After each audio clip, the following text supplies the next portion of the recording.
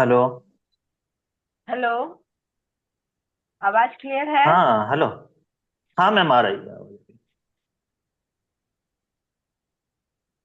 ठीक। आप अभिनव जी हैं हाँ ना? Good evening ma'am. Abhishek Abhishek वो है। फुल नेम क्या है? अभिषेक नयन। अभिषेक नयन, ओके। हाँ Abhishek Nayan ji, first time interview call हुआ है, इससे पहले भी दिए हुए हैं? लास्ट टाइम भी दिए थे मैम। सेवंथ में? हाँ सेवन्थ में दिए थे इंटरव्यू। अच्छा, कोई बात नहीं, चलिए आप इस बार बहुत फाइनली सेलेक्ट हो, इस यस। तरीके से देना। क्या रहा था लैंग्वेज पेपर? मेरा खोटा था लैंग्वेज मैम इस पेपर। बार। खोटा लैंग्वेज पेपर। खोटा में खुद को इंट्रोड्यूस कीजिए। हाँ मैम। Okay ma'am. हमार नाम अभिषेक नयन लागे और हम गिरिडीह शहर के निवासी हकिए। वहाँ से हमार प्रारंभिक शिक्षा भेल रहल है। हेलो। हाँ हाँ, आ रही है, बोलिए, सुन रहे हैं। ओ ओके। हमार नाम अभिषेक नयन लागे और हम गिरिडीह शहर के निवासी है। वहाँ से हमार प्रारंभिक शिक्षा भेल रहल है। ओकर बाद हम अपन 11वीं और 12वीं के पढ़ाई बोकारो से कर लिए। ओकर बाद हम अपन इंजीनियरिंग के पढ़ाई एनआईटी जमशेदपुर से metallurgy and material science engineering में कर लिए। ओकर बाद वहां से हम विशाखापट्टनम स्टील प्लांट में काम करे को रही है। फिलहाल हम अभी वहाँ डिप्टी मैनेजर के पोस्ट पर काम करे को रही है। एकर अलावे जब कभी भी हमरा टाइम मिलो है तब हम वॉलेंटियरिंग के काम और मॉर्निंग वॉक इस पर ध्यान देंगे। अभिषेक जी, आप इतने ऊंचे पोस्ट पे ऑलरेडी काम कर रहे हैं, फिर आप झारखंड सर्विस में क्यों आना चाहते हैं? मैडम एक्चुअली हम विशाख साउथ में काम कर रहे हैं और ये हर किसी का एक होता है कि अपने जिले में अपने राज्य में काम करे। इसके साथ ही एक मोटिव है सिविल सर्विसेज में काम करने का, सोसाइटी के काम करने का। ये भी हम महसूस किए हैं कि झारखंड में जो आदिवासी लोग हैं वो थोड़े साई टाइप के होते हैं, वो प्रशासन के पास आना नहीं चाहते। तो हम एक ऐसी एडमिनिस्ट्रेशन देना चाहते हैं जहां पे कि हम खुद सर्विस डिलीवरी आदिवासी गांव में ऐसे लोगों के पास जाके करें जिससे कि उनकी प्रॉब्लम सॉल्व हो सके। और इसके साथ ही मैडम हम एक इंजीनियर हैं तो हम लोग का एक आदत ही सी है कि हम लोग डेटा ड्रिवन डिसीजन लेते हैं। हम लोग का फैक्ट बेस्ड डिसीजन लेते हैं, तो इसका हम प्रयोग झारखंड के एडमिनिस्ट्रेशन में करना चाहते हैं, इसलिए हम सिविल सर्विसेज में आना चाहते तो आप अगर सिविल सर्विस में आ जाएंगे तो विशाखापत्तनम में आपका एक पोस्ट खाली हो जाएगा, फिर वहां भी तो समस्या उत्पन्न हो जाएगी। हैं। नहीं मैडम, इंडिया लेवल पे इंजीनियरिंग की कमी अभी नहीं है। बहुत सारे अच्छे अच्छे इंजीनियर हैं ऑलरेडी, तो रेगुलर बेसिस पे रिक्रूटमेंट होती रहती है, तो ऐसी कोई प्रॉब्लम तो नहीं होगी वहां पे भी। अगर आप झारखंड आते हैं तो आपकी प्रायोरिटी एडमिनिस्ट्रेटिव सर्विस है या पुलिस सेवा है?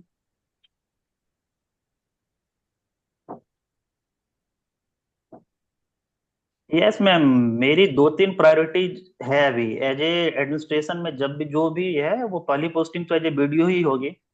तो उसमें मेरा दो चीज पे फोकस्ड एरिया रहेगा। एक कि एडमिनिस्ट्रेशन को लोगों तक पहुंचाने का रहेगा, और दूसरा है क्या, जो आंगनवाड़ी केंद्र को थोड़ा सा और सशक्त करने का रहेगा। जैसे कि एक हम एमपी और कुछ और राज्यों में देख रहे थे कि बाल चौपाल करके एक योजना चलाई जा रही है, जहां पे वो पेरेंट्स और जो बच्चों की है कि एक मंथली मीटिंग करवाई जाती है ताकि बच्चों को जो भी उसका प्रोग्रेस क्या हो रहा है।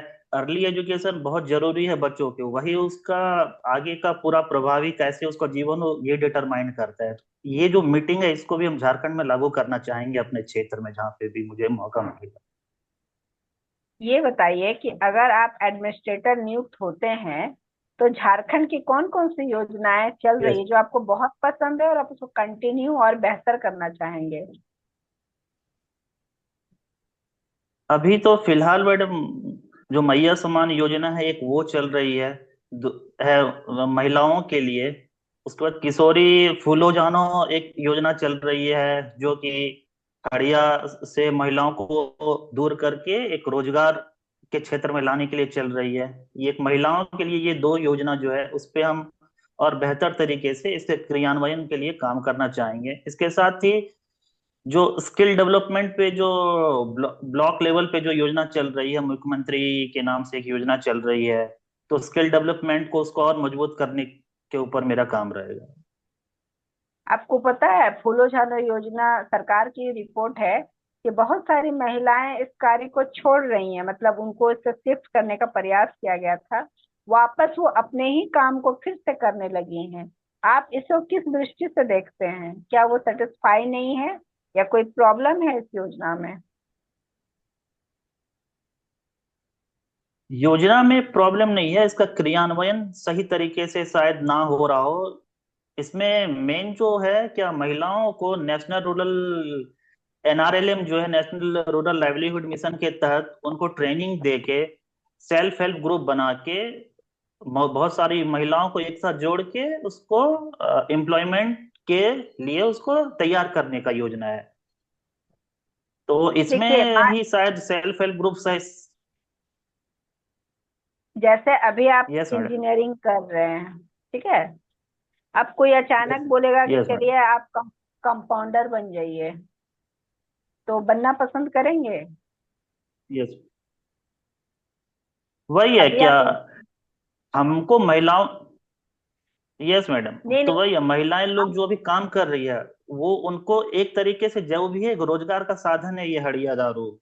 अगर हम उसको सडनली बोलेंगे कि आपको हम हटा देंगे, आपका रोजगार ही बंद कर देंगे, तो ये वो लोग सेटिस्फाई नहीं होगी तुरंत छोड़ने के लिए।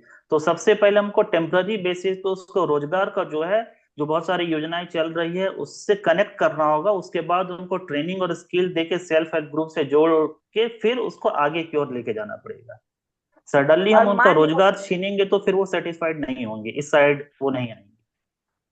दूसरी दूसरी बात ये भी है कि जो हड़िया को आप लोग मतलब कोई भी सरकार भी बोल रही है, तो ये तो झारखंड का पारंपरिक और धार्मिक पेय पदार्थ है। ये कोई गलत तो है नहीं? Yes madam.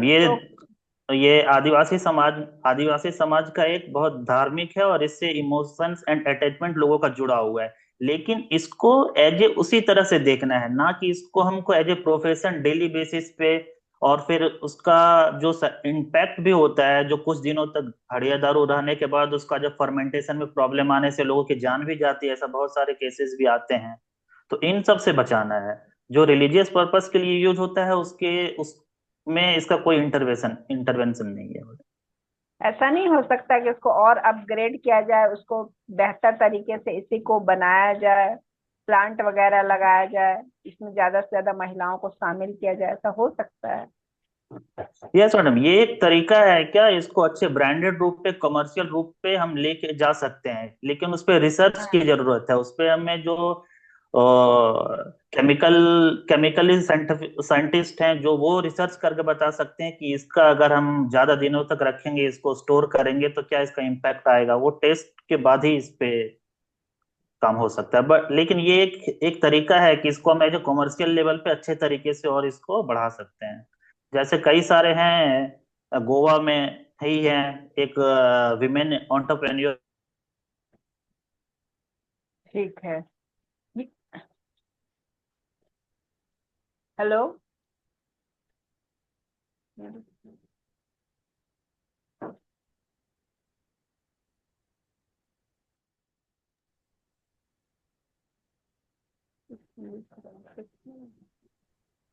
हेलो, मेरी आवाज आ रही है? हाँ हेलो। हाँ। ये हाँ बताइए तो अभिषेक जी, हाँ। मेरा नेक्स्ट क्वेश्चन सुनिए कि झारखंड में आप आना चाहते हैं। झारखंड में आपको क्या लगता है कौन कौन सी समस्याएं अभी वर्तमान में व्याप्त है? यस मैम, इसको हम दो तीन तरीके से देख सकते हैं। एक, इकोनॉमिक फ्रंट पे हम अगर प्रॉब्लम चैलेंजेस देखें, तो हमारे झारखंड में उस लेवल पे इंडस्ट्रियल डेवलपमेंट नहीं हो पा रहा है जिस लेवल पे होना चाहिए। हमारे यहाँ सारे रिसोर्सेस हैं, फिर भी हमने अर्ली लीड भी ले रखा है। 1907 में स्टील प्लांट हमारे यहाँ सेटअप हुआ है, एचईसी हमारे यहाँ सेटअप हुआ था। तो हम अर्ली लीड लेने के बावजूद भी उस लेवल पे इंडस्ट्रियल डेवलपमेंट नहीं कर पा रहे हैं। तो इकोनॉमिक साइड पे हम इंडस्ट्रियल डेवलपमेंट में काफी पीछे रह जा रहे हैं बाकी राज्यों से। पहला चीज, तो दूसरा सोशल। कौन सा इंडस्ट्री हम लोग डेवलप कर सकते हैं?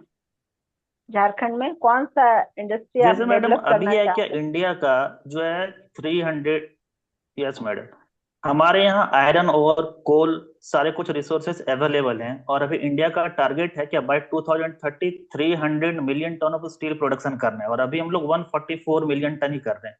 तो स्टील में हमारे यहाँ पिछले 15-20 सालों से वही सारी कंपनी आ जाए, कुछ नई यहाँ पे कंपनी सेटअप नहीं हो रही है स्टील सेक्टर में। लेकिन यही हम देखें उड़ीसा में, आंध्रा में तो नई नई कंपनियां सेटअप हो रही है। वहां पे स्टील प्रोडक्शन स्टेट का बढ़ता ही जा रहा है, बट हमारे यहाँ एक स्टेगनेंट है, 18 मिलियन टन का ही हम लोग प्रोडक्शन कर पा रहे हैं। स्टील सेक्टर इसलिए है क्योंकि एक स्टील सेक्टर को सेटअप करने से nearly 40-50 thousand direct employment generate होता है, तो एक बहुत बड़ी एक होती है, मास स्केल पे एम्प्लॉयमेंट जनरेट होता है। तो हम इस साइड में काम कर सकते हैं। दूसरा है कि अभी हम देख रहे हैं कि सारे जगह, सारे स्टेट में जो है इलेक्ट्रॉनिक्स मैन्युफैक्चरिंग के लिए काफी जोर दिया जा रहा है, चाहे वो गुजरात हो चाहे महाराष्ट्र हो, बैटरी सेल का डेवलपमेंट के लिए। लेकिन हम झारखंड के साइड से कोई एफर्ट हम नहीं देख पा रहे हैं इलेक्ट्रॉनिक इक्विपमेंट डेवलपमेंट में, चिप मैन्युफैक्चरिंग में, बैटरी सेल डेवलपमेंट में, जो न्यू टेक्नोलॉजी इंडस्ट्रीज है वो सब भी हम नहीं सेट कर पा रहे। फिर आईटी सेक्टर का भी जो है वो उड़ीसा में भी काफी अच्छा डेवलप हो रहा है, हुआ है। आंध्रा में काफी एफर्ट दिया जा रहा है कि आईटी सेक्टर वहां पे शिफ्ट हो बेंगलोर से। अभी की अपॉर्चुनिटीज है कि कर्नाटक बेंगलोर में जो प्रॉब्लम है, लैंग्वेज इशू है, तो हम उसको शिफ्ट हो रही है कंपनियां दूसरी जगह पे, तो हम इसको भी रांची या जमशेदपुर जैसे शहर में जहाँ पे टीसीएस ऑलरेडी काम कर रही है, वहां पे भी हम लोग इंसेंटिव देके बुला सकते हैं। एक बहुत अच्छा ही एग्जांपल है कि आंध्रा में, वहां की आंध्रा की गवर्नमेंट ने टीसीएस को 1 रुपए में लैंड अवेलेबल करवाया है, ताकि टीसीएस वहां पे अपना बेस सेटअप करे। और टीसीएस कर रही है जहां से कि डायरेक्ट 10,000 लोगों को एम्प्लॉयमेंट दिया जाएगा। तो इस तरह का फ्यूचरिस्टिक जो टेक्नोलॉजी है उस पर भी हमको करना है। ये इकोनॉमिक फ्रंट पे। फिर सोशल लेवल पे हमारे चैलेंजेस हैं, कई सारे सामाजिक कुरीतियां हैं, उनको दूर करना है। पॉवर्टी है, उनको दूर करना है। हेल्थ इशू में इशू है। फिर उसके बाद हमको स्किलिंग में काफी ज्यादा ध्यान देना होगा। इन सब सारे अप्रोच, 3-4 अप्रोच को देख के हमको आगे बढ़ना होगा। ठीक है। ये बताइए कि अगर आपको पता है कि देवघर में अभी श्रावणी मेला होने वाला है? श्रावणी मेला, यस श्रावण मैम। वाला मेला।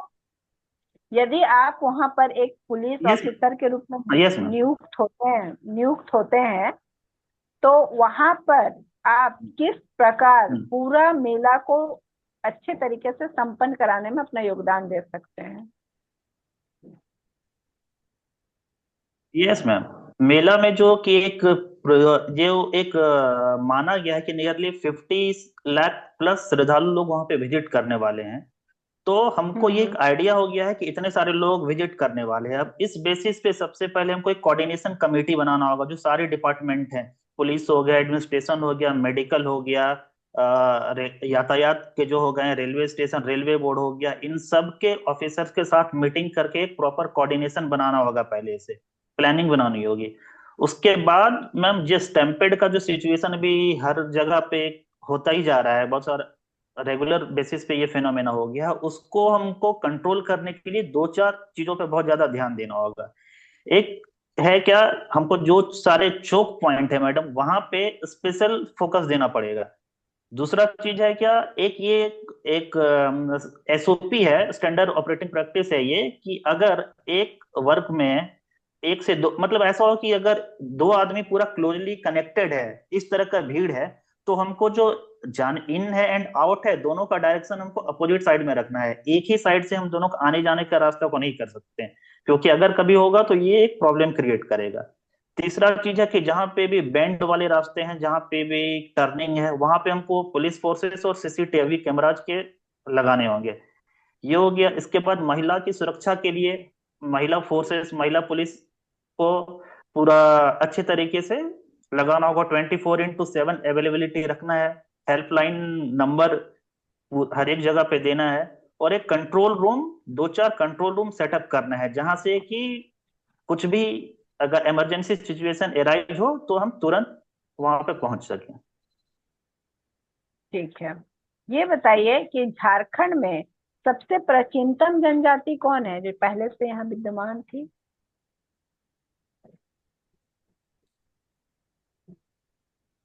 कौन सी जनजाति झारखंड यहाँ में पे पहले से असुर थी? जनजाति सबसे पुरानी। बहुत अच्छा। ये असुर असुर बताइए और जनजाति थी, जो कि हाँ, नहीं नहीं, पीवीटीजी बहुत में अच्छा। आती है। ठीक है। और सबसे लास्ट में कौन सी जनजाति प्रवेश की झारखंड में?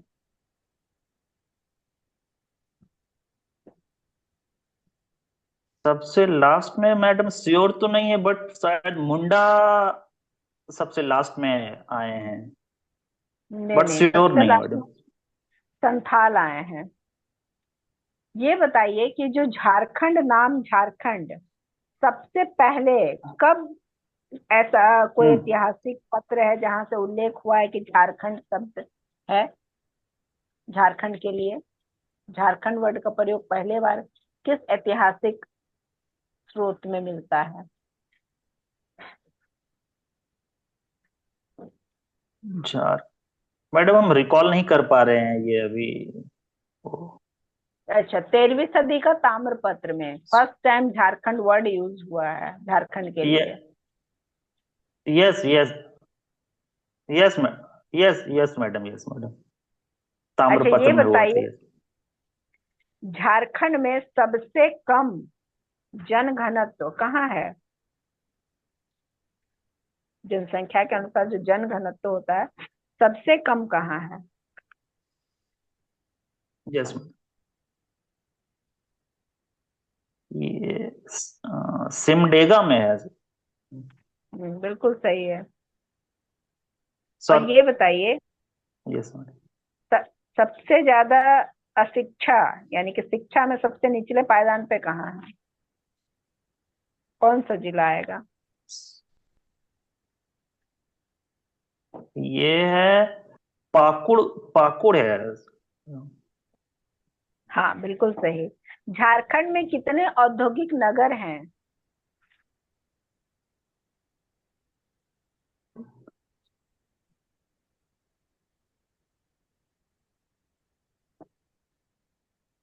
इंडस्ट्रियल टाउन ओनली जमशेदपुर को ही रिसेंटली ये का दर्जा दिया गया था। एक बोकारो भी के बारे में कंफर्म नहीं है, बट जमशेदपुर को रिसेंटली इंडस्ट्रियल टाउनशिप का दर्जा दिया गया था। हाँ, उसके अलावा भी अगर झारखंड में औद्योगिक शहर के रूप में बोकारो भी है, धनबाद भी है। ठीक है। ओके। हाँ हाँ, ये बोकारो तो बताइए इंडस्ट्रियल टाउनशिप ही है वो। हाँ। ये बताइए यस मैडम। झारखंड में भी किस वाद्य यंत्र को, म्यूजिकल इंस्ट्रूमेंट को जीआई टैग मिलने वाला है? मांदर को सर। हाँ, बिल्कुल सही है।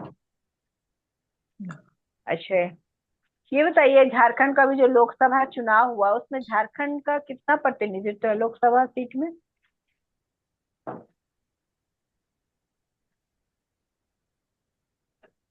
क्या मैडम, आवाज नहीं आई, कट गई आवाज इसमें। लोकसभा लोकसभा का जो इलेक्शन हुआ झारखंड है, लोकसभा।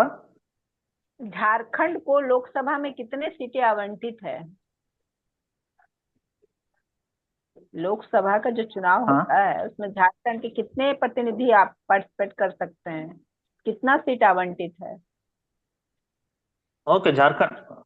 अच्छा, झारखंड लोकसभा के लिए 14 सीट आवंटित है। चलिए, बहुत अच्छा। सबसे बड़ा संसदीय क्षेत्र?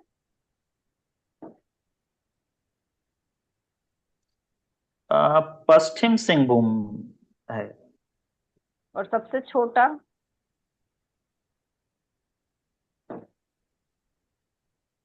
सबसे छोटा खो कंफर्म श्योर नहीं है मैडम, शायद खूंटी है। नहीं, चतरा है। चतरा है। Okay yes madam, 17। झारखंड का प्रसिद्ध नृत्य जो ओके। अंतर्राष्ट्रीय स्तर पर ख्याति प्राप्त है?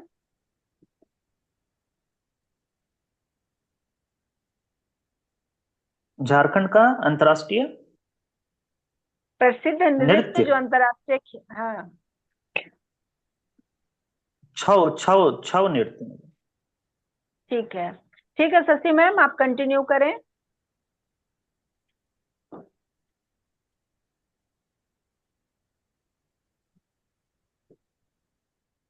हाँ, good evening Abhishek ji. Good evening ma'am. Giridih के बारे में उसका जनसंख्या बताइए, गिरिडीह का कितना है?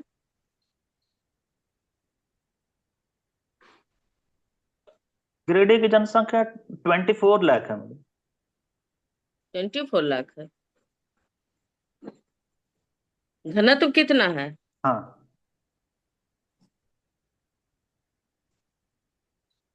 घनत्व डेंसिटी कितना है? घनत्व 944 है। ये सॉरी, ये फोर, सॉरी, हाँ यस मैम, 443 है। 443 है। 948 है। साक्षरता प्रतिशत कितना है? हम्म,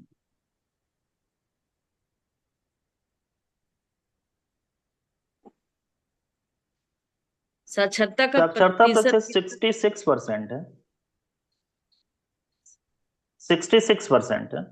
66 कंफर्म है? यस मैडम, कम है वहां पे।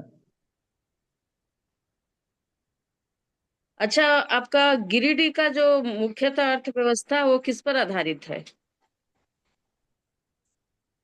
दो तीन चीजें हैं मेनली मैडम वहां पे। एक तो माइनिंग का काम होता है, माइनिंग के लिए है। दूसरा वहां पे जो रोलिंग मिल है, रोलिंग मिल, हम्म। काफी सारे वहां पे रोलिंग मिल हैं। ये दो चीज है जिसपे कि वहां की इकोनॉमी काफी डिपेंडेंट। यदि आपका चयन झारखंड प्रशासनिक सेवा के रूप में हो जाता है, तो आप अपना जो इंजीनियरिंग है उसका इस्तेमाल कैसे करेंगे अपने क्षेत्र के विकास में? ये सुनिए, हम एक इंजीनियरिंग बैकग्राउंड से, तो हमारा जो डिसीजन जो मेकिंग होता है वो एविडेंस बेस पे होता है, डेटा बेस पे, डेटा के बेसिस पे होता है। तो और पिछले हम 7 साल से काम भी कर रहे हैं स्टील प्लांट में, तो हमारा जो भी डिसीजन होता है वो सारा एविडेंस बेस होता है। और तो इसको हम अपने डिसीजन मेकिंग में डेटा एनालिसिस पे जो भी है पिछले रिकॉर्ड है उस बेसिस पे, इस बेसिस पे हम डिसीजन लेके काम करने का कोशिश करेंगे। ठीक है, यदि आपका चयन फाइनेंस सर्विस में होता है, तब आप अपने क्षेत्र में कर चोरी को रोकने के लिए क्या क्या उपाय करेंगे? यस मैडम, अभी के टाइम में टैक्स इविजन एक बहुत बड़ा प्रॉब्लम हो रहा है गवर्नमेंट के जो रेवेन्यू जनरेशन है उसमें भी प्रॉब्लम क्रिएट हो रहा है। तो मेनली जो है कि एक जो जीएसटी है, जीएसटी इविजन में फर्जी बिल जनरेट करके ये किया जा रहा है, टैक्स इविजन किया जा रहा है। दूसरा है कि जब इंटर स्टेट ट्रांसपोर्ट हो रहा है उस टाइम भी ईवे बिल जो जनरेट होता है वो फर्जी तरीके से जनरेट करके वो किया जा रहा है। और तीसरा है कि कई सारे दुकान हैं जो कि जीएसटी के परफ्यू में आते हैं, उनकी इनकम उतनी है कि वो जीएसटी देने के हैं, बट फिर भी वो रजिस्टर्ड नहीं होते हैं और जीएसटी को नहीं देते हैं। तो इन तीनों के लिए मैडम एक व्यापक सर्च अभियान चला के, और और फिर जो इनपुट वहाँ पे जो लोकल हैं उनके उनसे इनपुट लेके उन दुकानों को चिन्हित किया जाएगा। उन जो इंटर स्टेट बॉर्डर है वहाँ पे जो है सरप्राइज चेकिंग के लिए लगाया जाएगा। इन सब तरीके से जो टैक्स एविजन है उसको कम किया जा सकता है। अच्छा, आपने फिर एक और एनआईटी तरीका है कि बोलिए। और एक और तरीका है जो डेटाबेसिस के है कि उन सारे दुकानों के जो भी हैं वो बैंक के साथ हम लोग एक कोलैबोरेशन कर सकते हैं, और फिर ये बैकएंड में ये हम देख सकते हैं, बैंक के थ्रू ये पता लगा सकते हैं कि किन बैंकों का ट्रांजैक्शन जो है वो जीएसटी लिमिट से ज्यादा हो रहा है, या किन बैंकों, किन दुकानों में, या किन जो भी प्रतिष्ठान है वहां से ट्रांजैक्शन है वो काफी ज्यादा हो रहा है। उस बेसिस पे हम उन दुकानों को या उन जो इकोनॉमिक सेंटर हैं उनको जाके हम रेड कर सकते हैं। ठीक है, आपने पुलिस सेवा को सबसे अंतिम में अपना रखा है प्राथमिकता के तौर पर, तो लास्ट क्यों रखा है? अक्सर लोग उसे सेकंड प्राथमिकता में रखते हैं। ये यस मैडम, मेरा भी रहता, बट एक फिजिकल मेरा हैंड में कुछ प्रॉब्लम है, वो हम रॉड लगा अच्छा। हुआ है तो इस बेसिस पे लगा कि शायद कुछ मेडिकल में प्रॉब्लम हो, अच्छा, ठीक। इसीलिए हम उसको सर। नीचे रख दिए हैं। एनआईटी अभी टोटल कितने हैं, टोटल एनआईटी का संख्या? टोटल एनआईटी अभी 31 एनआईटीज है मैडम, अगर हम रॉन्ग नहीं है तो। ऑलमोस्ट एवरी स्टेट में एक एनआईटीज है अभी। सही है। अच्छा, फर्स्ट एनआईटी कहाँ खुला था और कब? First NIT of India. First NIT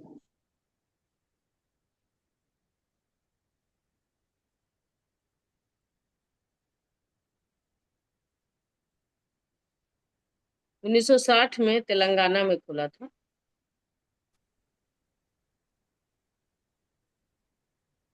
आवाज जा रही है? हाँ हेलो। हाँ। हाँ yes yes madam first. Telangana yes में मैडम। Yes madam. एनआईटी जो है वो पहले एनआईटीज नहीं था, सारा आरईसी के नाम से चलाया जाता था कॉलेज, रीजनल इंजीनियरिंग कॉलेज करके चलता था ये कॉलेज। 2000 में एक साथ जो जितने भी आरईसी कॉलेजेस थे उसको एनआईटी का दर्जा दिया गया था। तो ये आरईसी के नाम से पहले चला करता था। तो ऐसे फर्स्ट के बारे में श्योर तो नहीं है, बट 2000 में सारे जो भी आरईसी थे उनको सारा एक एक्ट लाके, पार्लियामेंट का एक्ट लाके इसको एनआईटी का दर्जा दिया गया था। ऐसे इसको देख लीजिएगा, तेलंगाना ओके ओके 1960। देख लेंगे। और अभी हाल ही में आरबीआई ने अपना रेपो रेट को कम किया है, इसका क्या प्रभाव पड़ेगा आर्थिक यस क्षेत्र में? Madam. Yes madam, repo rate कम करने से बैंकों के पास लोन देने का जो कैपेसिटी है वो इंक्रीज होगा। फर्स्ट थिंग है ये, हम्म। बहुत फर्स्ट एंड फॉरमोस्ट थिंग यही है। सेकंड थिंग है कि जो मार्केट में है वो लिक्विडिटी बढ़ेगा। हम्म। बिजनेसमैन के पास पैसे आएंगे तो वो इकोनॉमिक एक्टिविटी को बढ़ाने में काम आएगा। चलिए, ठीक है Ravi sir. Hmm. Thank you madam. हाँ सुनील सर आगे बढ़ाइए। कैसे हैं Abhishek ji? Good evening sir, ठीक है सर। Very good evening. अपने नाम में टाइटल आपने नयन लगाया है, कुछ खास वजह या वैसे ट्रेडिशनल फैमिली नहीं सर, मेरे घर ट्रेडिशन? में ऐसे ही चलता ही आ रहा था, मेरे भैया का नाम भी नयन था तो फिर वो नयन चलता आ गया। अच्छा अच्छा, ओ वेरी गुड। आपका चयन क्यों किया जाए झारखंड में एक सिविल सेवक के रूप में? Yes sir. हम एनआईटी जमशेदपुर से इंजीनियरिंग किए हैं, उसके बाद हम पिछले 7 साल से स्टील प्लांट में काम कर रहे हैं, जहाँ पे कि एक एक्सपीरियंस आ गया है कि कैसे हम वर्करों के साथ कर सकते हैं, कैसे हम इम्पैथी जनरेट कर सकते हैं वर्कर लोग के लिए। तीसरी चीज है क्या, हम लोग इंजीनियरिंग बैकग्राउंड से आते हैं तो हमारा जो डिसीजन मेकिंग होता है वो सारा डेटा बेस पे होता है, वो इम्पेरिकल बेसिस पे नहीं होता है। हम लोग जो है वो पिछले सारे रिकॉर्ड्स को देखते हैं कि कैसे क्या हुआ था, क्या प्रॉब्लम आया था, उसका काउंटर सॉल्यूशन क्या हो सकता था, क्या उसका दूसरा सॉल्यूशन क्या हो सकता था। उन बेसिस पे हम लोग नेक्स्ट जो डिसीजन होता है वो लेते हैं। तो फिर एज ए सिविल सर्वेंट अगर मुझको काम करने का मौका मिलता है तो हम जो योजनाएं हैं उनका क्रियान्वयन, जो उसका इम्प्लीमेंटेशन करेंगे, तो उसको हम जो पहले के टाइम में जो हो रहा था, जो प्रॉब्लम्स आ रहा था, उसको हम बेहतर तरीके से कैसे कर पाएंगे और दूसरी जगह पे कैसे किया जा रहा है, इन सब सारी चीजों को देख के हम डिसीजन ले सकते हैं। तो आप ये कहना चाह रहे हैं कि एडमिनिस्ट्रेशन का यंत्रीकरण कर दिया जाएगा, केवल डाटा के आधार पर चलाया जाए? तो एडमिनिस्ट्रेशन में तो एक मानवीय पक्ष भी होता है हमेशा। आपको फील्ड में जब जाएंगे ये तो यस यस सर, वही बोल रहे थे कि हम दो इतने तबके के भी लोग मिलेंगे, सब कुछ मिलेंगे, उनके साथ केवल ये, डाटा से काम चल जाएगा उनका? सर वही बोल रहे थे कि पिछले 7 सालों से वर्करों के साथ काम करते हुए एक इम्पैथिक जन आदमी में आ ही जाता है। तो वही है, इम्पैथी मेरा अभी एक स्ट्रॉन्गेस्ट पॉइंट बन गया, कंपैशन हो गया है। तो उस इम्पैथी हमेशा ही रहेगा सर। उसको उसमें आप डेटा वहाँ बस है क्या, डिसीजन मेकिंग, हाँ डिसीजन मेकिंग में वो हमको हेल्प करेगा, बट फॉरमोस्ट इम्पैथी है। Okay good. अभी शुभांशु शुक्ला का नाम बहुत चर्चा में है, सुना है आपने? यस सर, सुने। क्यों चर्चा में है? सर ये इंडिया इसरो जो है सर, वो अपना स्पेस स्टेशन सेटअप करना है का उसका योजना है। उस स्पेस स्टेशन में ह्यूमन को भेजना है। उसको 3 एस्ट्रोनॉट्स का सिलेक्शन हुआ है, उसी में एक शुभांशु शुक्ला है, जिनको ट्रेनिंग के लिए अमेरिका के एक्जियोम 4 या थर्ड मिशन में भेजा जा रहा है सर। Okay, okay, good. अभी कई सारे ऑपरेशंस चले हैं, आपने नाम सुना होगा, operation Sindoor, operation spider wave, इसके बारे में भी सुना होगा। और क्या sir? Sir sorry operation sir. Spider, operation spider wave सुना है आपने? Okay, operation spider web. Hmm. Operation nomadic elephant, अभी सब ये करंट में चल रहा है। यस सर, सुने हैं सर। ऑपरेशन नोमैडिक हंट तो सुने हैं, ये इंडिया और ये सेंट्रल एशिया की कोई कंट्री है, उसके साथ मिलिट्री एक्सरसाइज होती है सर। अगर ओके। ऑपरेशन एट लार्ज एक चल रहा है, कुछ सुना है उसके बारे में आपने?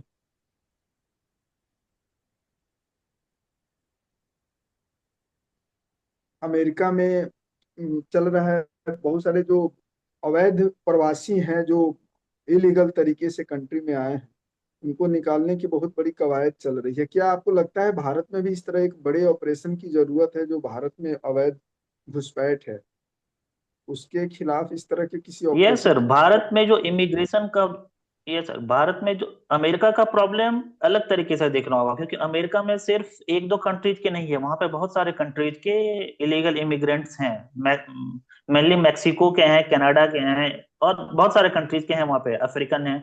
इंडिया का काफी अलग है सर। इंडिया का जो इमिग्रेशन जो है वो मेनली 2-3 कंट्रीज से, एक बांग्लादेशी इमिग्रेशन का प्रॉब्लम काफी अभी आ रहा है।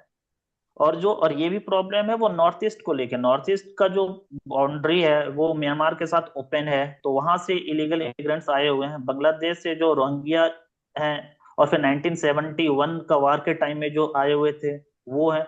तो मेनली यहाँ पे 2 कंट्रीज के साथ डील इंडिया का प्रॉब्लम है। तो इंडियन गवर्नमेंट, हम अमेरिका की तरह से डायरेक्टली वार करके या फिर नहीं भेज सकते हैं। हमारा जो इंटरनेशनल रिलेशन है उन सबको हमको अब ध्यान में रख के ये करना पड़ेगा।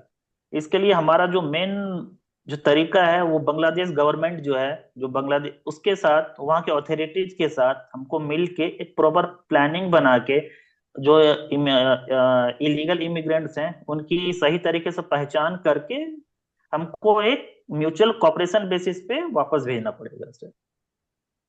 ओके। अभी ट्रम्प मस्क एलन मस्क विवाद क्यों इतना चर्चा में? भारत पर इसका क्या प्रभाव पड़ने वाला यस, मस्क एक टाइम में जो है ये डोनाल्ड ट्रंप के डीओजी डिपार्टमेंट के, डिपार्टमेंट ऑफ गवर्नमेंट एफिशिएंसी को हेड कर रहे थे। बट उसके है? बाद विवाद का मुख्य बिंदु क्या है? पॉइंट बताइए, आप डिपार्टमेंट पॉइंट ऑफ बताइए। Government efficiency, dose.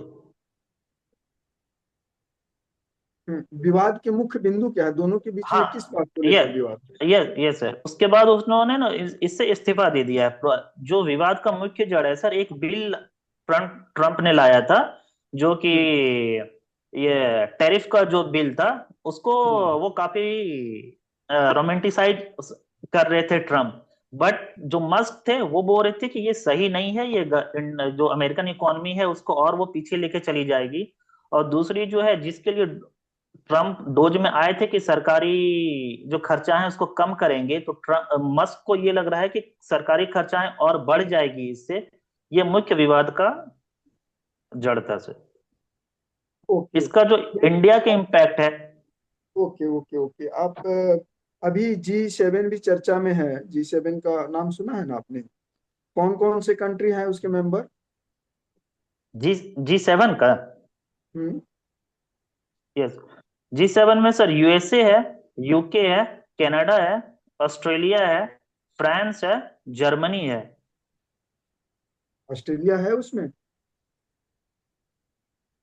अच्छा, कोई हम्म, बात नहीं। आप बताइए कि एक एक तरफ G7 है, एक तरफ G20 है, भारत के लिए कौन महत्वपूर्ण है ज्यादा? सर G20 जो है वो इमर्जिंग वर्ल्ड की को ग्रुपिंग है सर। उसमें तो G20 इंडिया के लिए ज्यादा इंपॉर्टेंट है, क्योंकि इंडिया एक उसका मेंबर भी है G20 का। और ये वर्ल्ड के डेवलप्ड एंड जो डेवलपिंग नेशन है, इन दोनों की एक ग्रुपिंग है। लेकिन G7 ओनली डेवलप्ड इकोनॉमी की ही ग्रुपिंग है सर। अच्छा, अब बताइए, अभी जून का महीना है, मानसून का आगमन हो गया है। भारतीय मानसून की मुख्य विशेषताएं क्या क्या है? Yes sir. Indian Indian monsoon जो है वो एक फिक्स टाइम पे फिक्स टेन्योर के लिए आती है सर। जनरली जून मई जून के टाइम में केरला के साइड से एंटर करती है। इसकी दो शाखाएं हैं सर। एक जो है कि साउथ ईस्ट और साउथ वेस्ट के डायरेक्शन में एक आती है। एक बंगाल की खाड़ी के साइड से नॉर्थ ईस्ट में घुसती है और फिर झारखंड के साइड में भी एंटर लेती है। और दूसरी दूसरी शाखा जो है केरला के साइड से जो एंटर करती है, वो भी झारखंड, जो वो भी केरला, महाराष्ट्र, MP, राजस्थान को होते हुए झारखंड के साइड में भी टच करते हुए निकलती है। अच्छा, झारखंड में सिंचाई के मुख्य साधन क्या क्या हैं? झारखंड में सर सिंचाई के मुख्य जो साधन है वो जो तालाब हैं वो हैं, कुआं हैं वो हैं, और कुछ परियोजनाएं भी चलाई जा रही हैं, लेकिन उतनी मतलब बड़े लेवल पे योजनाएं नहीं है। कोई एक दो योजना के जो नाम परि बताइए जो इम्प्लीमेंटेड है झारखंड में। अभी एक तो सर ये नॉर्थ कोयल पे अभी एक परियोजना बन रही है कि वो अभी चालू नहीं हुई है। एक तो वो है। और ऐसे सर DVC का जो है, DVC का जो मैथन डैम है, मतलब डैम के थ्रू जो है, DVC के थ्रू पे बहुत सारे डैम बने हुए हैं। वहां से है तिलैया डैम है, फिर उसके बाद मसंजोर डैम जो है वहां से है। बट ऐसे जो सिंचाई के लिए जो नाला बना के वाटर सप्लाई किया जाता है फील्ड में, वैसी कोई अभी कोई यहाँ पे झारखंड में नहीं है उस तरह से, तरीके से सर।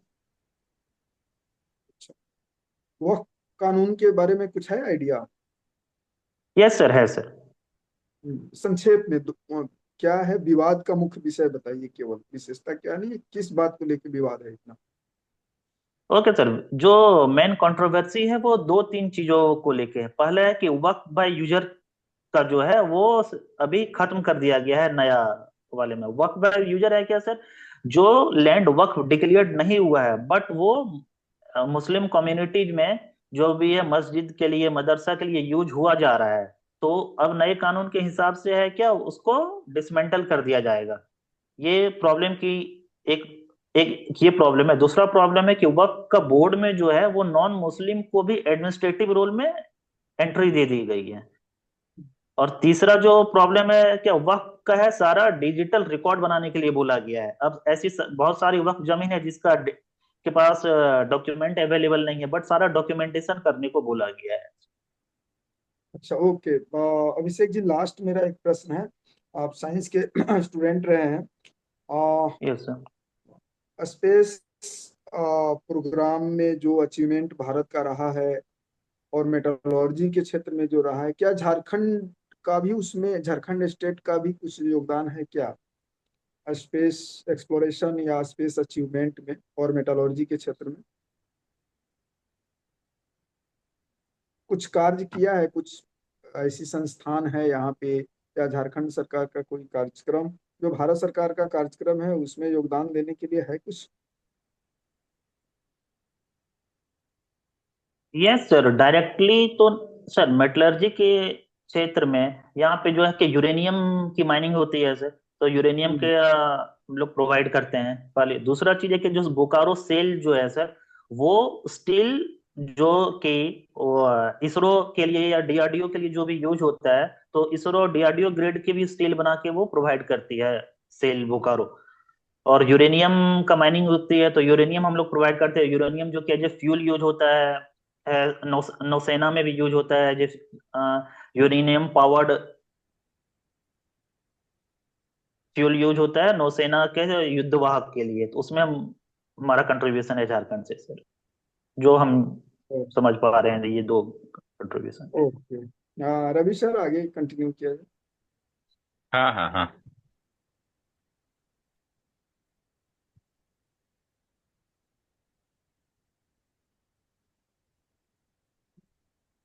अभिषेक जी, ये बताइए कि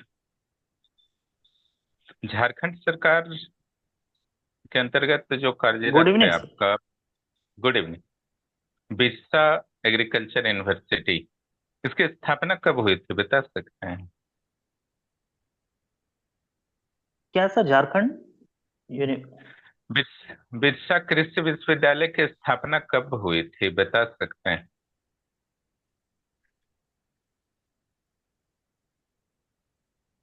अच्छा, ओ ठीक है। सर, बिरसा अभी कृषि, हाँ हाँ बोलिए।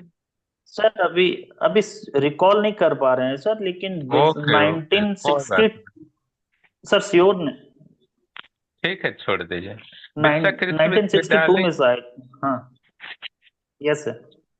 बिरसा कृषि विश्वविद्यालय के द्वारा एक शहीद, जो झारखंड के शहीद पर्सनलिटी हैं, जो अलग अलग आंदोलन में बहुत सारे यहाँ पर आदिवासी नेता रहे हैं, उनमें से एक नेता के गांव का विकास करने का प्रायोगिक तौर पर, एक्सपेरिमेंटल स्थिति में उनके गांव का विकास किया जाएगा। उनका नाम बता सकते हैं? किनके गांव का डेवलपमेंट करने पर बिरसा एग्रीकल्चर यूनिवर्सिटी ने कदम आगे बढ़ाया है?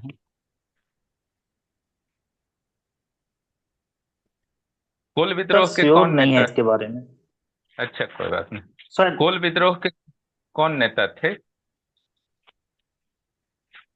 कोल विद्रोह में सर बूढ़ो बूढ़ो भगत एक थे। बुद्धू फिर भगत, बुद्धू, मानसिंह राय एंड बिंद राय। हाँ, बूढ़ो मानसिंह। भगत, सॉरी सर। बुद्धू भगत के हाँ, गांव सिंध को राय। ही डेवलप करने, हाँ, उन्हीं के गांव को डेवलप करने का निर्णय लिया है बिरसा एग्रीकल्चर यूनिवर्सिटी ने। उनके गांव का नाम बता सकते हैं, कौन सा गांव है? नहीं सर, सॉरी सर, अच्छा, उसका गांव के बारे में रांची के नहीं आइडिया। रांची के चान्हो के सिलगाई गांव है।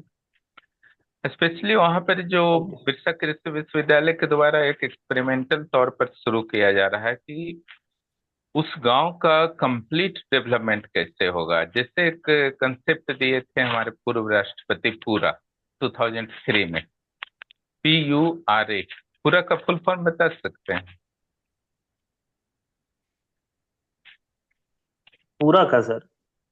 कलाम के द्वारा जो दिया गया था, पूर्व राष्ट्रपति के द्वारा। नहीं सर, इसके बारे में नहीं ठीक, पता है ठीक। सर। तो सिलगाई गांव का डेवलपमेंट के लिए बिरसा एग्रीकल्चर यूनिवर्सिटी आया है।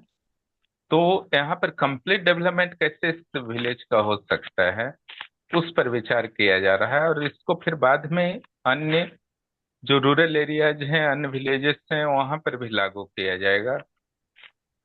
तो चूंकि आप इसके बारे में जानते नहीं हैं, इसलिए अपनी ओर से बताइए कि किसी गांव के कंप्लीट डेवलपमेंट के लिए इस तरीके का एक एग्रीकल्चर यूनिवर्सिटी क्या योगदान दे सकता है? यस सर, एक एग्रीकल्चर यूनिवर्सिटी जो है वो कृषि के क्षेत्र में सर, वहाँ के जहाँ गांव के जो कृषक हैं उसको हम्म, ट्रेनिंग देके, वहाँ की जो जमीन जो उसकी है, उसका जमीन में कौन सी फर्टिलाइजर की कमी है, क्या रेशियो हम्म, में हम फर्टिलाइजर को ऐड कर सकते हैं, एक तो इसकी ट्रेनिंग दी जा सकती है सर। दूसरा जो है नेचुरल फार्मिंग है, उसकी ट्रेनिंग दी जा सकती है सर। तीसरा है तीसरा है zero zero based natural farming जो है, उसकी वही ट्रेनिंग दी जाएगी। उसके बाद है कि सर हम जो है कौन से ये फल या सब्जी की हम वहां पे कृषि करें जिससे कि मैक्सिमम प्रोडक्शन हो, इसकी ट्रेनिंग दी जा सकती है। उसके बाद हम उसका जो है कि स्टोरेज कैसे करें, उसका वेस्टेज कितना कम से कम हो, इसके लिए भी ट्रेनिंग दी जा सकती है सर। उसके बाद अगर और भी अगर मार्केटिंग टूल उसमें एडेड है तो हम उसको कैसे मार्केटिंग करके मैं एक सही प्राइस पे हम उसको एक्सपोर्ट कर सकते हैं दूसरे स्टेट में, या उसका हम जो है वैल्यू एडिशन उसमें कैसे कर सकते हैं, इसकी भी ट्रेनिंग दी जा सकती है सर। प्लस एग्रीकल्चर के साथ साथ जो मिक्स्ड एग्रीकल्चर होता है, उस कंसेप्ट पर भी बिरसा एग्रीकल्चर यूनिवर्सिटी वर्क करेगी। और कृषि क्षेत्र का कैसे यंत्रीकरण हो, उस पर भी वर्क यस। किया जा रहा। और कृषि मंत्री कौन है झारखंड की? एग्रीकल्चर मिनिस्टर कौन है झारखंड की?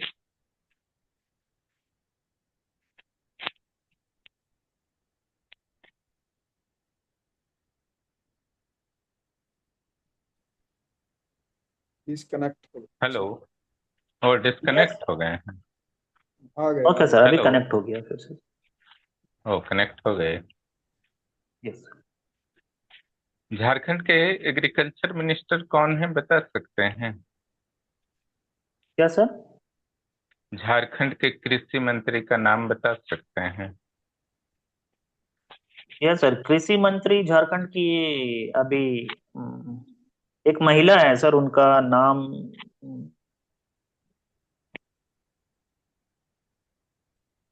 शिल्पी तिर्की, नेहा शिल्पी तिर्की। यस सर, शिल्पी तिर्की। हाँ, हाँ, उन्होंने भी कहा है कि अगर बिरसा एग्रीकल्चर यूनिवर्सिटी इस तरीके का कोई भी पॉजिटिव एफर्ट करता है तो सरकार के द्वारा भी और अधिक संसाधनों के माध्यम से सहायता दी जाएगी यूनिवर्सिटी को। ये बताइए, झारखंड में टोटल कितने मंत्री होते हैं, मुख्यमंत्री सहित?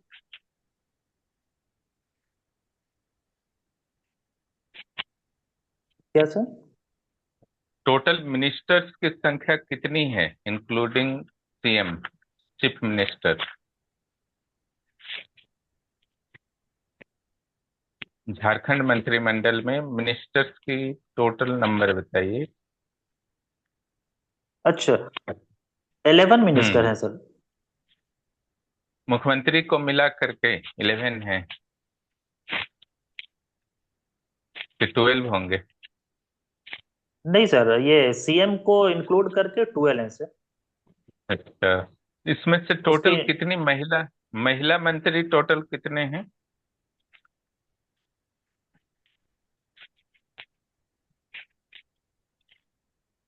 फीमेल मिनिस्टर्स टोटल कितने हैं?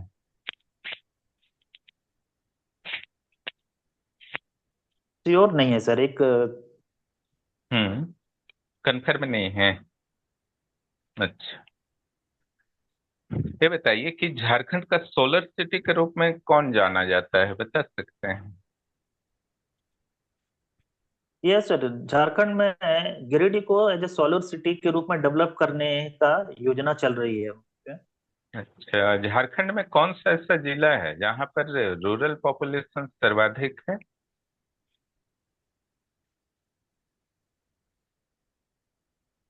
क्या सर, झारखंड को कौन सा जिला जहां पर? रूरल पॉपुलेशन सबसे अधिक है, ग्रामीण जनसंख्या।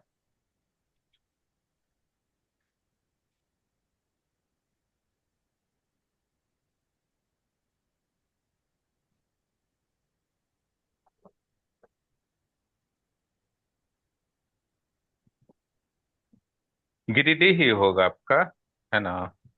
आपका गिरिडीह ही है सबसे अधिक rural population. Jharkhand man power procurement manual 2025 के यस बारे सर। में क्या जानते हैं, बताइए? Jharkhand man yes power sir, इसमें प्रोक्योरमेंट। बोलिए। यस सर, इसमें जो है वो जो आउटसोर्सिंग पे बहुत सारी जो सरकारी हम्म। संस्थाएं में जो लोग काम कर रहे हैं, तो अभी आउटसोर्सिंग में जो होगा उसमें हम्म। जो 75% झारखंड के लिए जो रिजर्वेशन लागू किया गया है उसका पालन किए जाने के बारे में बात किया गया है सर उसमें। कंफर्म है आप? 75% आरक्षण हो जाएगा आउटसोर्सिंग में? क्योंकि 75% को तो रिजेक्ट कर दिया है हाई कोर्ट ने। कुछ गलती हो रही है क्या?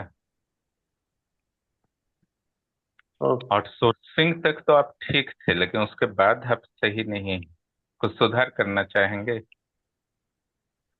यहाँ पे झारखंड के लिए जो हम्म। है, जो झारखंड की रिजर्वेशन पॉलिसी है उसको लागू करने की बात की जा रही है। झारखंड के रिजर्वेशन पॉलिसी को, और जो स्थानीय लोग हैं उनको प्राथमिकता की बात की जा रही है। क्या कुछ लोकलाइजेशन पॉलिसी है झारखंड में जिससे स्थानीय लोगों की पहचान की जा सके? Sorry sir. कुछ स्थानीय नीति है झारखंड में जिससे स्थानीय निवासी की पहचान की जा सके, कुछ योजनाओं के लाभ देने के उद्देश्य से? स्थानीय नीति जो पिछली गवर्नमेंट जो बनाई थी सर, हम्म। एक तो वो ही हम्म। एक तो वो है कि 1980 फाइव का जो कट ऑफ डेट रखा गया था, श्योर हम्म। नहीं है सर एग्जैक्ट डेट को लेके, बट वो 1985 का ही कट ऑफ डेट रखा गया था। तो अच्छा, उसके बेसिस पे वो किस वर्ष बनी थी? वो श्योर नहीं है सर, वो लास्ट टाइम बीजेपी की गवर्नमेंट थी 2016-17 में बनी सिक्सटीन है, में श्योर बनी। नहीं है सर उसके बारे में। 16, हाँ 16 में बनी। Yes, sir। ये बता सकते हैं कि पूरे भारत में एक बहुत ही घना जंगल और विशाल जंगल झारखंड में पाया जाता है, और कौन सा जंगल है? फॉरेस्ट का नाम सर बता सकते हैं? सारंडा जंगल है सर। वहां पर कोई नेशनल पार्क या वाइल्ड लाइफ सेंचुरी या बायोस्फीयर पार्क क्यों नहीं है? नहीं सर, अभी सुप्रीम कोर्ट का हम्म। डायरेक्शन आया है कि उसको वाइल्ड लाइफ सेंचुरी घोषित किया जाए, उस पे केस चल रहा था काफी दिनों से। हम्म। तो तो अभी आखिर गवर्नमेंट ने उसको नोटिफाई नहीं किया है, बट सुप्रीम कोर्ट का डायरेक्शन आया है। आखिर इतना दिन तक क्यों नहीं बना वहाँ? झारखंड के छोटे छोटे जो जंगली पार्ट थे वहां भी बना दिया गया, भारत में आखिर सारंडा क्यों नहीं बना कोई भी वाइल्ड लाइफ सेंचुरी? ये सर सारंडा के साथ प्रॉब्लम ये है कि सारंडा के जो आसपास है वहां पे आयरन ओर के माइंस बहुत ज्यादा पाए जाते हैं। तो हम्म। इसलिए, क्योंकि अगर वहां पे वाइल्ड लाइफ सेंचुरी घोषित किया कर दिया जाएगा तो उसके आसपास 10 किलोमीटर के अराउंड में इको सेंसिटिव जोन भी घोषित कर दिया जाता है, जिसकी वजह से कि हम्म। माइनिंग एक्टिविटीज पूरी तरीके से स्टॉप्ड हो जाएगी। तो इसी वजह से अभी तक इसका नोटिफाई अच्छा। नहीं किया गया था। अच्छा, डोम्बारी बुरु का नाम सुने होंगे। डोम्बारी बुरु, यस सर, सुने हैं। ये बताइए कि डोम्बारी बुरु में जो लड़ाई चली थी मुंडा विद्रोहियों और अंग्रेजों के बीच में, इसमें महिलाओं का भी कुछ योगदान था? यस सर, महिलाओं का भी योगदान था इसमें। अभी एक रिसेंटली एक कुछ रिसर्चर थे हम्म। जिन्होंने कि वहां पे उनके पतियों के नाम मेंशन थे। हम्म। तो अभी हम्म। उन्होंने फाइंड आउट करके उन महिलाओं के नाम को ये पब्लिश किया है, बट अभी हम याद नहीं कर पा रहे उन महिलाओं के नाम से। नाम याद नहीं है भाई? अच्छा, कोई नहीं बात सर। नहीं। ठीक। नाम लेकिन याद रहना चाहिए आपको, यस क्योंकि सर, नाम वो आज जैसे। हम आज ही देख रहे। हाँ सर, हम देखे थे उसको एक बार। ठीक। ये बताइए कि जो फ्रेंच ओपन चल रहा है, इसमें सिंगल में मेल एंड फीमेल्स वाले के विजेता कौन कौन बने हैं फ्रेंच ओपन का मेल में तो 2025? अलकाराज विनर है सर। हम्म। और फीमेल के बारे में नहीं आइडिया है सर अभी। अच्छा। ठीक। ये बताइए कि पेशा कानून का नियमावली आखिर क्यों नहीं लागू हो पा रहा है झारखंड के गठन के 25 ईयर्स के बाद भी? हर दल जनजातियों के, यह बताया जाता है कि जनजातियों के सबसे बड़े हितधारक हैं, फिर भी पेशा कानून क्यों रुका हुआ है? यस, पेशा कानून जो है वो झारखंड के पंचायती राज एक्ट जो है उसी में मेंशन किया हुआ है।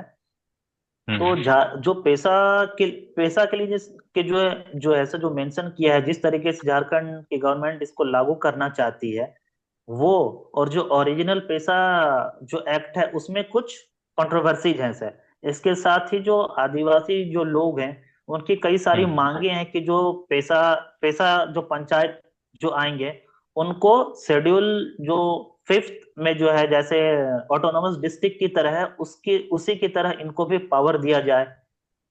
हम्म। और तीसरी चीज है क्या सर, तीसरी चीज है सर इसमें कि ग्राम सभा ग्राम सभा का फॉर्मेशन के लिए, जब ग्राम सभा का जो मीटिंग होना है सर, उसके लिए एक मिनिमम कोरम रखा गया है। तो अगर उसमें जो न्यू झारखंड पेशा एक्ट है उसमें ये बोला गया है कि अगर उस कोरम फर्स्ट टाइम कोरम पूरा नहीं हो पाता है, उस मीटिंग में उतने लोग नहीं आते हैं, तो सेकेंड टाइम जो हम्म। मीटिंग होगी उसमें कोरम की मैंडेटरी नहीं रहेगी। तो इस तरीके से हम्म। जो ग्राम सभा का जो इम्पोर्टेंस है डिसीजन में, उसको बाईपास कर दिया हो जाने हम्म। का प्रोबेबिलिटी है। तो ये सब कुछ हम्म। कुछ मुख्य प्रॉब्लम्स हैं सर पेशा में, जिसकी वजह से झारखंड गवर्नमेंट और आदिवासी समाज के बीच एक कॉमन ग्राउंड नहीं बन पा रहा है। अच्छा, हाल ही में झारखंड में चुनाव हुए और यस सर। शहरों में मतदान प्रतिशत फिर से एक बार कम रहा, और कहा जाता है कि शहरी मतदाता बहुत ज्यादा जागरूक होते हैं। फिर भी क्या कारण लगता है आपको यस कि सर। शहरों में मतदान प्रतिशत ग्रामीण क्षेत्रों की अपेक्षा कम होते हैं? यस सर, इसके दो तीन जो मेन रीजन है जो हम समझ पा रहे हैं सर। एक है कि शहरी जो जनसंख्या है सर, वहाँ के कई सारे ऐसे लोग हैं जो कि पलायन करके दूसरे डिस्ट्रिक्ट हम्म। में ही हैं या दूसरी जगह पे काम कर रहे हैं। तो हम्म। एक प्रॉब्लम ये है।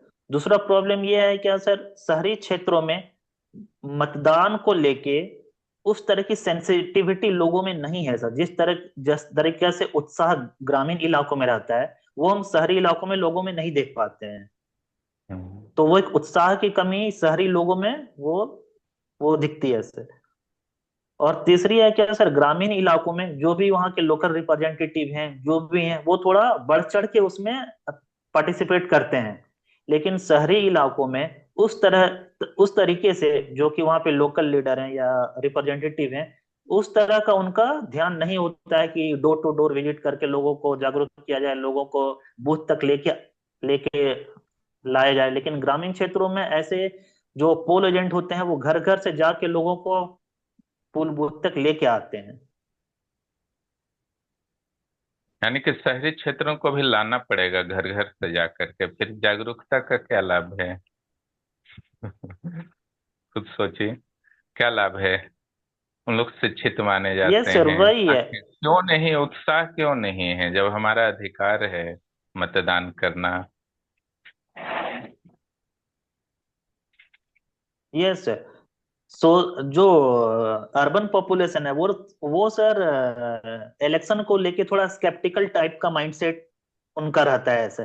कि हाँ ये तो मतलब हम थोड़ा एलिटिज्म को फॉलो करते हैं, हमारे लिए ये तो है ही नहीं वहां पे लाइन में लग के वो जाके वोटिंग करना है। ये है, इस तरह का माइंडसेट अर्बन पॉपुलेशन में देखने को मिलता है सर, जो मेरा। क्यों आखिर ऐसी सोच क्यों हो गई है? कुछ तो कारण होगा। आप ही बताइए कि क्या उपाय किया जाए। चुनाव आयोग से कुछ गलती हो रही है, या क्या क्या उपाय किया जाए जिससे शहरी नहीं सर, मतदाता इसको भी आकर्षित? दूर कर। हम्म। यस, इसके लिए है क्या सर, सबसे पहले जो वोटर वोटर सिस्टम हम्म। में थोड़ा सा चेंजेस करने का जरूरत जरूरत है सर। जैसे कि हम खुद हैं झारखंड के, बट हम पिछले 7 साल से विशाखापट्टनम में रह रहे हैं, और अभी तक 7 साल में हम एक बार भी वोटिंग किसी को नहीं दे पाए हैं। तो वो जो हम्म। ईज है सर, मतलब आसान तरीके से जो मेरा वोटिंग है जो वो हम्म। ट्रांसफर हो जाना चाहिए इस जगह पे, वो नहीं। हम्म। एक ऐसे सिस्टम लाना चाहिए, क्योंकि हम मेरे लिए ये नहीं हो पाता है कि हम जाके गिरिडीह में जाके हम वोटिंग कर पाए। तो एक हम्म। एक चीज तो ये है, जो लोकल वहां पे लोग प्रेजेंट हैं और वो वोटिंग नहीं कर रहे हैं, उनके लिए ये उनके लिए सर, ये जो चुनाव आयोग है, उसके लिए सर एक ये कर सकती है कि जो बूथ का जो लोकेशन है सर, वो थोड़ा बूथ का नंबर को थोड़ा और इंक्रीज करके उसका पेनिट्रेशन बढ़ा सकती है, ताकि जो लोग हैं, लोग ये भी सोचते हैं कि उनका बूथ जो है वो तो इतना हम्म। दूर है। तो जनरली जेंट्स लोग तो चले जाते हैं, बट शहरी हम्म। महिलाएं नहीं जाती हैं, अवॉइड करती हैं। तो तीसरा है क्या, विमेन स्पेसिफिक वोटिंग जो बूथ है वो भी स- बना सकती है। तर्क तो बहुत सटीक नहीं लग रहा आपका, क्योंकि इससे समाधान नहीं होगा। बूथ्स काफी होते हैं शहरी क्षेत्रों में, भीड़ भाड़ भी नहीं होते हैं, मैनेजमेंट बहुत अच्छा होता है। शायद चुनाव यस। आयोग से भी कुछ प्रॉब्लम्स रह जाती है, और शहरी मतदाताओं को जागरूक समझ लेते हैं, जागरूक नहीं कर पाते हैं। ग्रामीण क्षेत्रों पर ज्यादा ध्यान दे देता है चुनाव आयोग। दूसरा, जो शिक्षित लोग होते हैं, शिक्षा कोई गारंटी नहीं देता है कि वो व्यक्ति जागरूक भी हो जाए। शिक्षित है, ऊंचे पोस्ट पर है, उसकी गारंटी कहीं से कुछ नहीं कि जागरूकता की। इसके अलावा जो एक बहुत बड़ा प्रॉब्लम है, जो हमारी राजनीतिक दल है, उनका जो घोषणा पत्र आप पढ़ते होंगे, तो उनमें थोड़ा यस। ओरिएंटेशन जो होता है ग्रामीण क्षेत्रों का होता है, गरीबों का होता है, इससे भी थोड़ी सी उदासीनता आई है। तो उनका भी थोड़ा योगदान होना चाहिए। और चौथा, तो खुद इन लोग मेंबर हैं ही, यानी कि पार्टी हैं ही जो शहरी मतदाता हैं। यस। हाँ, उनको खुद भी, जैसे आप ही बताए अभी कि मैं दे नहीं पा रहा हूँ 7 साल से, ऐसा इंटरव्यू बोर्ड के समक्ष नहीं बोलेंगे, है ना, ध्यान रखेंगे इन चीजों का। थोड़ा नेगेटिव जा ओके सकता ओके। है। भले आप नहीं दे पा रहे हैं, बहुत सारे लोग नहीं दे पाते हैं। हाँ, पलायन वाला जहां तक पॉइंट्स आपने बोला, वो भी बहुत सटीक यस। नहीं है। जनरली माना जाता है कि पलायन तो लोग शहरों की ओर करते हैं, ग्रामीण क्षेत्रों में शायद आप ऐसे बातों को बोल भी सकते हैं। तो यही सब कुछ मुद्दे हैं, खास करके जो राजनीतिक दल हैं उनका भी ओरिएंटेशन थोड़ा चला गया है ग्रामीण क्षेत्रों की ओर, गरीब की ओर, वंचित की ओर। इनको लगता है कि हम तो टैक्स देते हैं, घोषणा यस। पत्र में ढूंढने से भी हमारे लिए कुछ विशेष नहीं मिलता है। और कुछ अति जागरूक हो चुके हैं कुछ लोग, वो निकलना नहीं चाहते हैं घर से, जो यस। आपने पॉइंट कहा भी, तो उसको लास्ट में बोलिएगा, उसको इफेक्टिव पॉइंट में नहीं बोलिएगा। और हमारा जो विश्लेषण है आपके संदर्भ में, ऐसे बोल तो आप लेते हैं टॉपिक पर, कोई यस। दिक्कत नहीं है, लेकिन झारखंड के संदर्भ में रिवीजन आप कर लीजिए, कुछ कमी लग रहा है। और झारखंड के करेंट से रेगुलर जुड़ाव बनाए रखें। बहुत सारे फैक्ट्स आप मिसिंग किए हैं या कभी कभी गलत भी बता दिए हैं, तो उससे निकल सकते हैं। और जो सामान्य मुद्दे हैं, नेशनल लेवल के यस कुछ सर वो। इशू, वो सब आपका ठीक ठाक है लगभग, वहाँ कोई समस्या नहीं। लेकिन ये जेपीएससी का इंटरव्यू है, लोकल इश्यूज बड़ी मात्रा में उठेंगे। यहाँ कंफ्यूजन नहीं रहना चाहिए, खास यस सर। करके पेशा, सीएनटी, एसपीटी और FRA, TSC, travel advisory yes. Council. Yes sir. और इसके अलावा जो करेंट चल रहे हैं इधर, जैसे कल से आपके इंटरव्यू शुरू हो जाएंगे, तो कल से उन लोग पूछना शुरू कर देंगे बोर्ड के मेंबर। और दो यस तीन सर। दिन में क्या होगा, प्रश्न रिपीटेशन फिर होगा, उनको याद हो जाएगा पूछते पूछते। तो 10 तारीख से लेकर के जब तक आपका इंटरव्यू है, पूरी तरीके से झारखंड करेंट से तो स्पेशली अपडेट रहिए, और झारखंड फैक्ट्स से भी कहीं कहीं जो प्रॉब्लम्स हैं उससे अपडेट रहिए। बस हमारा ही बोलना है। यस। यस सर, झारखंड और का तो रिवीजन करना है वो। हम्म। थोड़ा। हाँ, और एक पूछना था लेकिन बता दे रहे हैं आपको। Visakhapatnam steel yes sir. Plant से रिलेटेड और आंध्र प्रदेश के सीएम, गवर्नर वगैरह, और कुछ वहाँ की विशेषताएं वगैरह थोड़ा बहुत स्टडी कर लेंगे। यस। ठीक है, सुनील सर, आपको कुछ बोलना है तो बोल ओके। लीजिए। हाँ, ये अभिषेक जी ठीक है। ओवरऑल आप तो पिछली बार भी इंटरव्यू दे चुके हैं और अभी वर्किंग है, तो एक्सपीरियंस है। थोड़ा सा अपने वर्क वाला पे काम कीजिएगा। अगर कहीं पैनल में कोई अगर साइंस बैकग्राउंड का हो या कोई इंजीनियर हो, तो थोड़ा सा मेटलर्जी ठीक। वगैरह पर जो उसका बेसिक माने साइंटिफिक जो है, वो थोड़ा सा यस। देख लेने की जरूरत है। दूसरा है बाकी जो ओवरऑल आपका जो मॉक चला अभी, तो थोड़ा सा मेरा सजेशन है कि टू द पॉइंट रहने की जरूरत है। थोड़ा सा ओके। अनावश्यक मतलब किसी इंटरव्यू है ना, कितना चलेगा? 10 मिनट भी हो सकता है, 5 मिनट भी, 25 मिनट मैक्सिमम यही ना होगा। 5-7 मिनट से लेके बीस यस। पच्चीस मिनट चलेगा। तो उसमें यस। आप उतनी ही देर में, और मेंबर 3 4 5 जितने भी रहेंगे सबको मौका भी चाहिए, तो उनके 1 2 3 सवाल पूछेंगे और उसी में आपको वो जज करेंगे। तो आप जितना स्कोप अपना खोल के रखिएगा ना, टू द पॉइंट रखिएगा, तो उनको मौका मिलेगा पूछने का, जज करने का। तो यस। ऐसा ना हो कि मूल चीज बाद में कहने पर हम आए और उसके पहले हम दूसरी सब्सिडियरी चीजों को बताएं, तब तक उनका इंटरेस्ट खत्म हो जाएगा आपका आंसर सुनने में।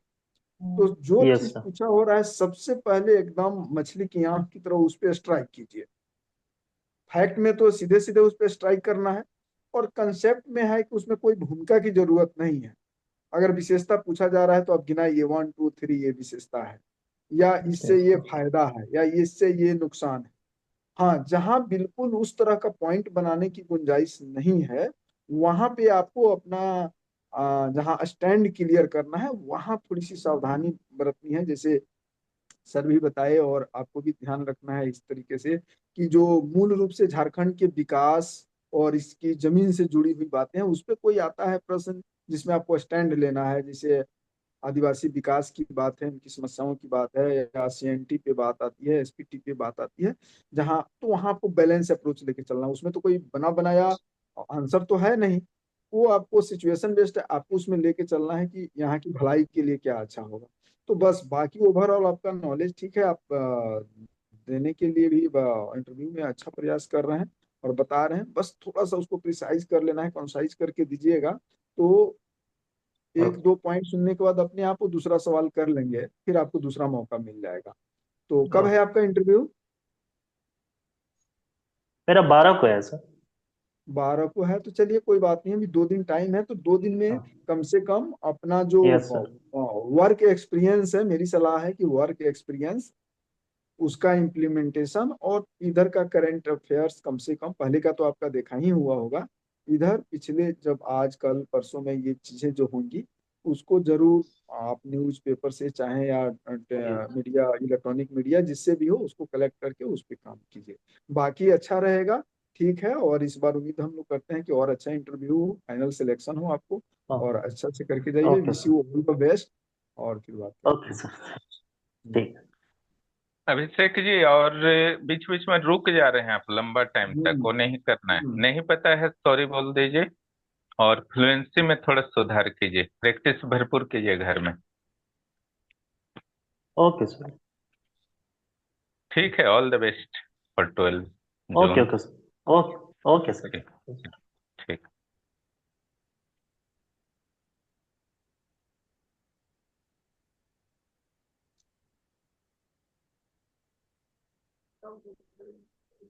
हम्म।